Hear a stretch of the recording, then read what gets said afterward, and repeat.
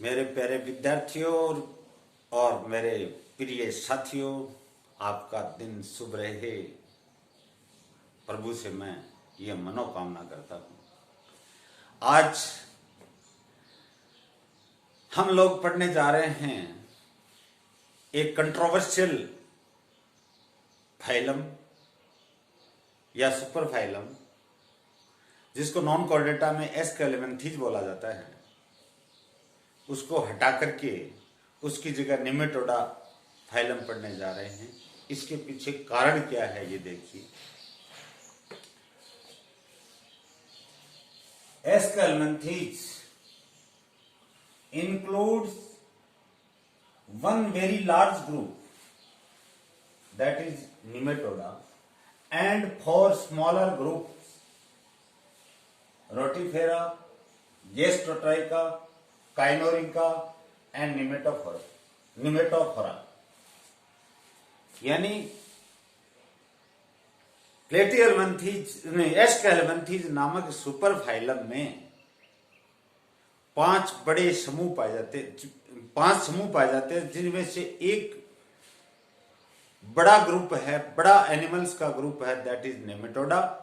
और 4 ग्रुप जो होते हैं, 4 ग्रुप जो हैं वो छोटे जंतुओं के समूह हैं, इसलिए उनको स्मॉलर फाइला की संज्ञा दी जाती है। According to some zoologist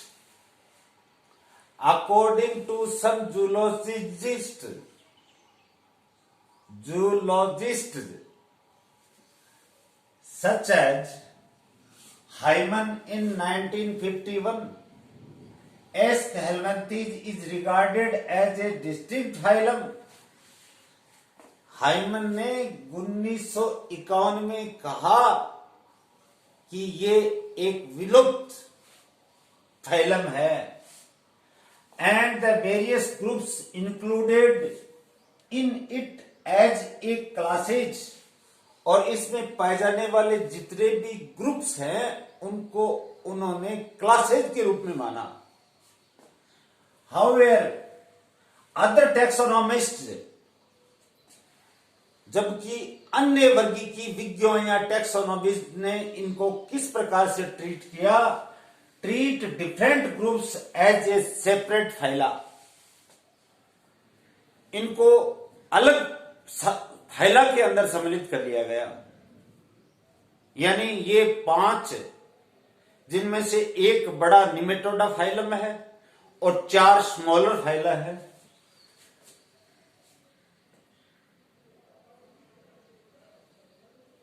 and the name of Aschelminthes as a super phylum, Aschelminthes को सुपर फाइलम की संज्ञा दे दी गई और विदाउट एनी टैक्सोनॉमिक रैंक, या इनको टैक्सोनॉमी के अंदर वर्गीकी विज्ञान के अंदर कोई भी रैंक नहीं दी गई। The Aschelminthes name was first proposed by Grobben in 1910।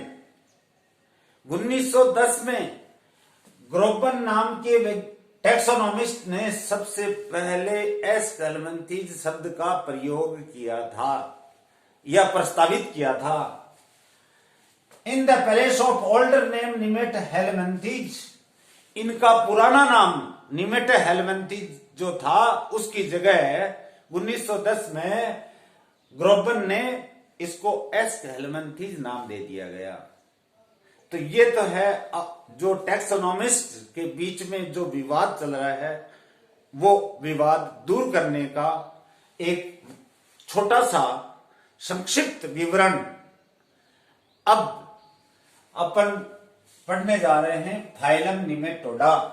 Major phylum पढ़ने जा रहे हैं, 4 स्मॉलर फाइला है, उसका अध्ययन अलग करेंगे। मेजर फाइलम नॉन कॉर्डेटा का, लोअर नॉन कॉर्डेटा का अंतिम फाइलम है ये। एनिलिडा आगे जो फाइलम होगा वो हायर नॉन कॉर्डेटा का फाइलम होगा। Nematoda word is made up of 2 Greek words। Greek word nima means thread या nematos means thread plus eidos means form, यानी धागे नुमा थ्रेड लाइक स्ट्रक्चर्स वाले animals are included in this phylum Nematoda. Now we will discuss on the diagnostic characteristic features of this subphylum. These are as follows. Diagnostic features of phylum Nematoda are as follows. Number 1, aquatic or terrestrial and parasitic or free living. जलीय भी हो सकते हैं, स्थलीय भी हो सकते हैं, परजीवी हो सकते हैं और स्वतंत्र जीवी भी हो सकते हैं. डिस्ट्रीब्यूशन वाइड, वितरण बहुत जगह पाया जाता है, ये विश्व के अनेक प्रदेशों में पाया जाता है, तो वाइड डिस्ट्रीब्यूशन होता है. Next, body elongated, cylindrical, unsegmented, worm like and tapering towards both hands, यानी बॉडी लंबी होती है, बेलनाकार होती है, अखंडित होती है और वर्म यानी कर्मी के समान होती है, लेकिन बॉडी के दोनों सिरे एंटीरियर एंड पोस्टीरियर एंड दोनों नुकीले होते हैं. Tapering towards both hands. Next, bilateral symmetrical, यानी इसमें पाई जाने वाली सिमेट्री बायलेटरल होगी. अगर जंतु को मीडियल लॉन्गिट्यूडनल एक्सिस, इसमें मुख और एनस या क्लोएका के बीच में चीरा लगाएंगे, मुख से लेकर के एनस या क्लोएका की तरफ, तो दो समान अर्धांश बनते हैं. लेकिन एक्सिस वही है, मीडियल लॉन्गिट्यूडनल एक्सिस, एकदम मध्य अंदर अक्ष से ही काटने पर जंतु दो समान अर्धांशों में उपविभाजित होता है, अन्य अक्ष या तल से नहीं. इस प्रकार की सममिति को द्विपार्श्व सममिति कहते हैं. Fourth, organ system grade of body organization. सबसे सुविकसित प्रकार का अगर शारीरिक संगठन या बॉडी ऑर्गेनाइजेशन होगा तो ऑर्गन सिस्टम होगा. पहला प्रोटोप्लाज्मिक था, दूसरा सेलुलर था, तीसरा सेल टिश्यू, चौथा टिश्यू ऑर्गन और पांचवा कौन सा आ रहा है, ऑर्गन सिस्टम. यानी ऑर्गन मिलकर के, समान ऑर्गन मिलकर के और एक समान तंत्र का निर्माण कर लेते हैं. जैसे पाचन तंत्र में पाए जाने वाले सभी ऑर्गन पाचन का ही कार्य करेंगे और पाचकीय अंग मिलकर के पाचन तंत्र का निर्माण कर लेते हैं. दे आर ट्रिप्लोब्लास्टिक, यानी इसके एम्ब्रियो या गैस्ट्रोला में पाए जाने वाली 3 जर्मिनल लेयर से वयस्क जंतु के सभी अंगों का निर्माण होता है. इसलिए दे आर त्रिजनन स्तरीय या त्रिजनन स्तरीय या triploblastic. Next, body wall with thick and resistant cuticle, epidermis, cellular और सिंशियल, यानी एपिडर्मिस से शरीर के चारों ओर मोटी क्यूटिकल प्रतिरोधी या रेजिस्टेंट क्यूटिकल का स्त्रवण हो जाता है, सीक्रेशन हो जाता है.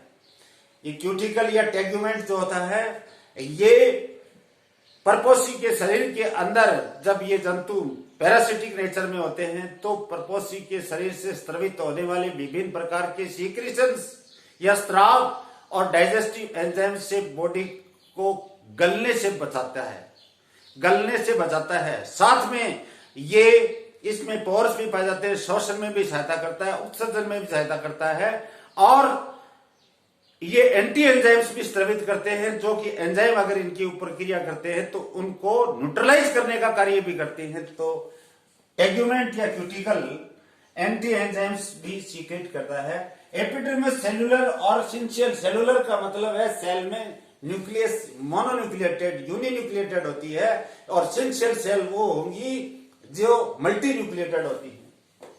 Pseudocoelomate, that is coelom, is not lined by mesodermal layer. यानी pseudo means false, coelom means body cavity. coelom जो होती है वो false होती है. क्यों?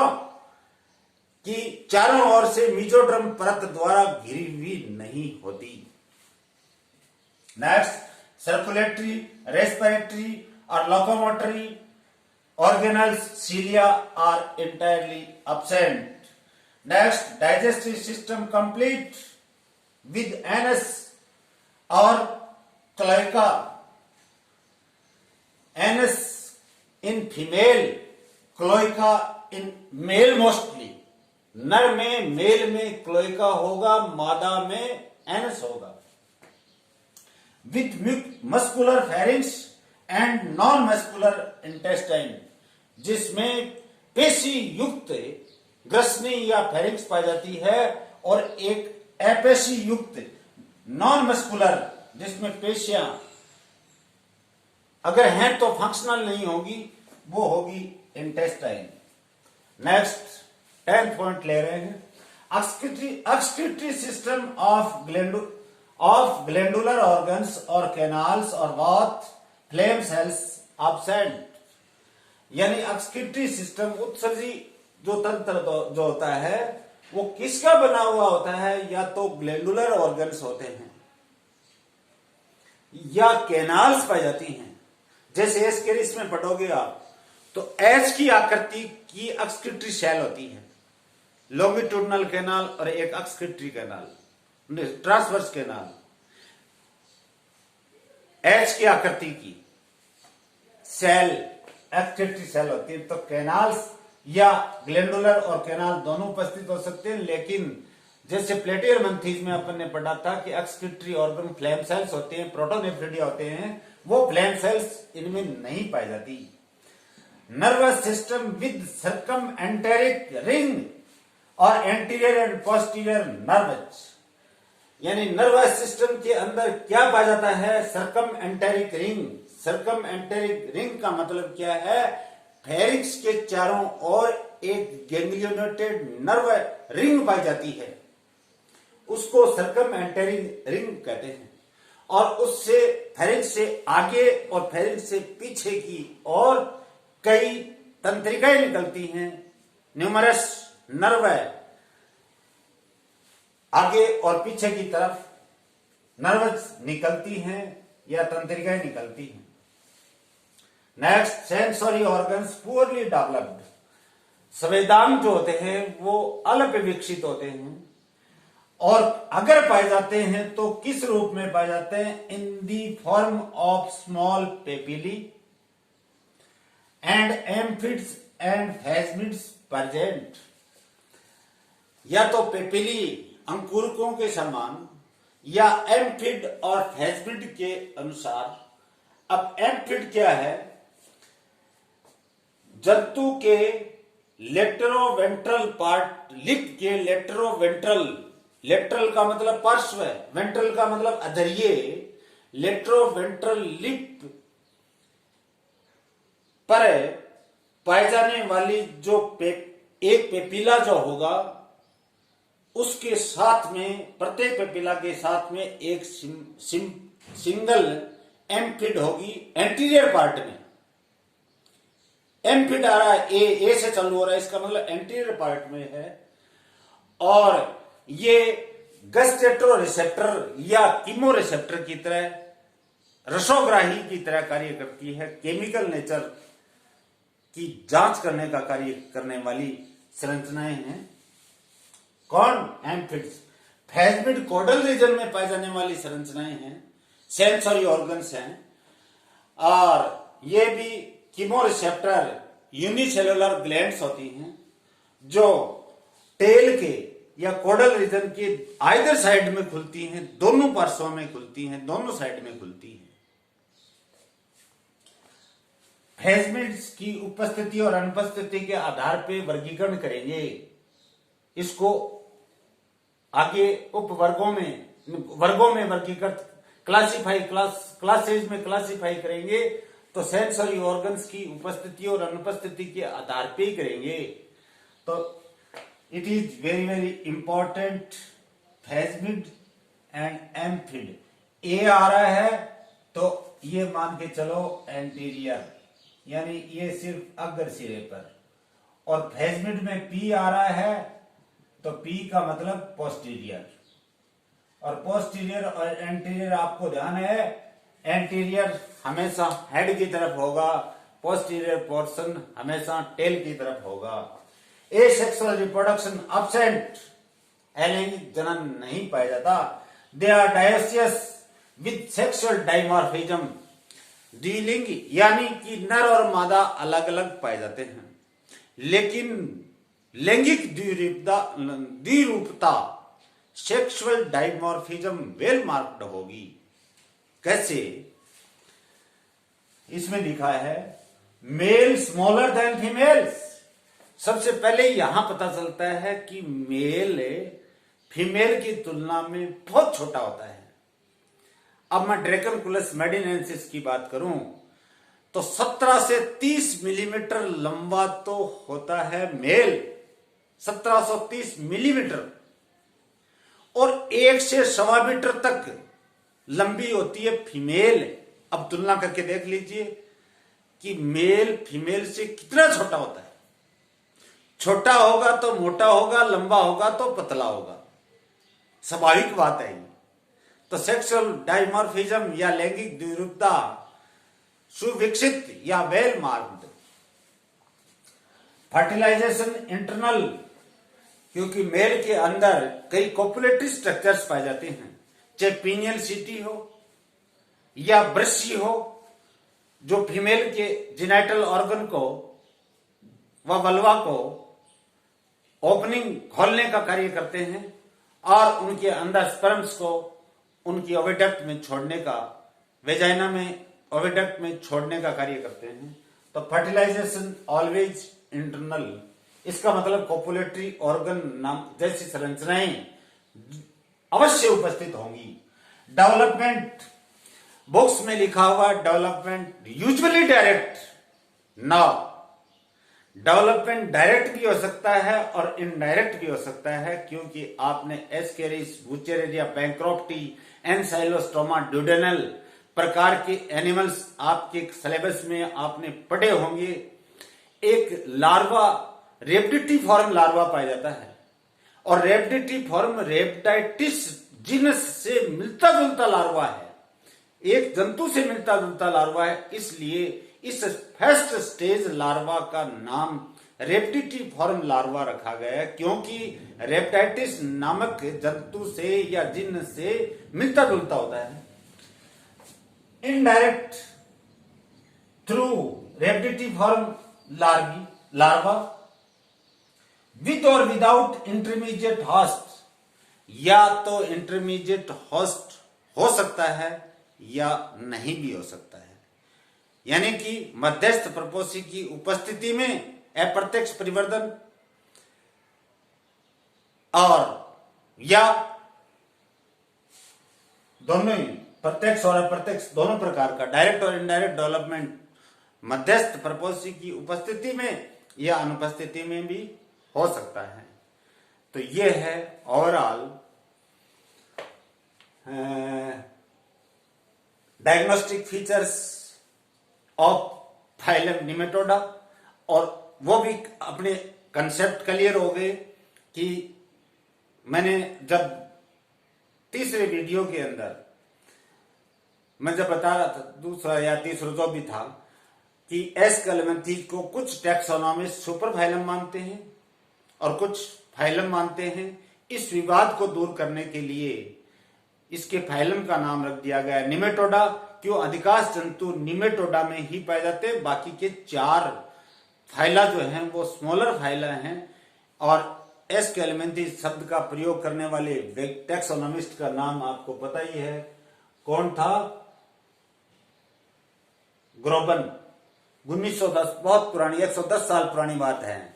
उसके बाद में इसमें मॉडिफिकेशन कर दिया गया और आजकल अपन पढ़ रहे हैं फाइलम निमेटोडा। ध्यान रखिए, घर पे रहिए, सुरक्षित रहिए। कोरोना संक्रमित लोगों की संख्या बढ़ती जा रही है। घर पर रहकर अध्ययन कीजिए, हम आपके साथ हैं। आप किसी भी प्रकार की तनाव में न रहें, तनाव मुक्त रहें। अगर किसी भी प्रकार की कोई, अगर आपकी हमारे से मदद की आवश्यकता है, अवेलेबल रूप से आप हमारे को कॉल कीजिए, कमेंट बॉक्स पे कमेंट कीजिए। आपकी कोई भी समस्या होगी उसका हल करने का पूरा पूरा प्रयास करेंगे। धन्यवाद। आपको ढेर सारी शुभकामनाएं।